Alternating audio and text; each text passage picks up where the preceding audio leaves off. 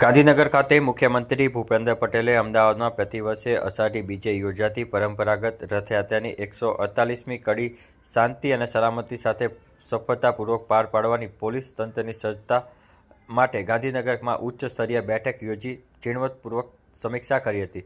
ગૃહ રાજ્યમંત્રી હર્ષ સંઘવી, મુખ્ય સચિવ પંકજ જોશી, મુખ્યમંત્રી અને ગૃહ વિભાગના અધિક મુખ્ય સચિવ એમ.કે. દાસ, પોલીસ વડા Vikas Sahay, Ahmedabad police commissioner GS. Malik, municipal commissioner Bachhanidhi Pani તથા વરિષ્ઠ સચિવો તેમજ ઉચ્ચ પોલીસ અધિકારીઓ આ બેઠકમાં જોડાયા હતા.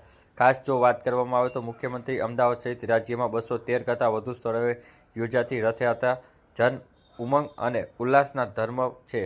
તે સંદર્ભે કહ્યું કે રથયાત્રાનો આ તહેવાર શાંતિપૂર્ણ વાતાવરણમાં ઉજવાય તે માટે રાજ્ય સરકાર પ્રતિબદ્ધ છે. ખાસ આ બેઠકની અંદર આ વખતે રાજ્ય સરકાર દ્વારા તમામ જે તૈયારી કરવામાં આવી છે તેને લઈને ચર્ચા કરવામાં આવી હતી. આઈજી કક્ષાથી પોલીસ કર્મચારીઓ સુધી કુલ 23,884 કર્મચારીઓ ફરજ બજાવશે. સાથે જ જો વાત કરવામાં આવે તો 484 જેટલી જર્જરિત અને ભયજનક ઇમારતો, મકાનો પણ પોલીસ દ્વારા ચેતવણી સૂચક બોર્ડ મૂકી લોકોને ત્યાં ના જાય તે માટે સુનિશ્ચિત કરવામાં આવ્યા છે. એઆઈનો ઉપયોગ કરવામાં આવ્યો છે.